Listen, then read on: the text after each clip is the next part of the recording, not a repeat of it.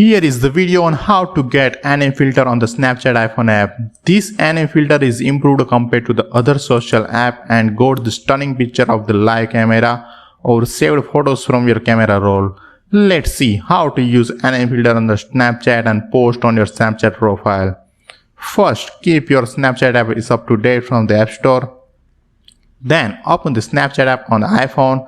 Now tap on the filter icon next to the camera button. Now swipe it to the left and find the anime filter. Here is it, and now you can use the front selfie or back camera for anime photos. Also, this anime effect is able to capture group photos in anime effects. If you wish to convert your iPhone's camera roll photo into anime photos, then upload it from the camera and see before posted on Snapchat.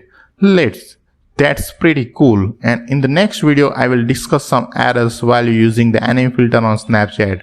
Here is my video on that.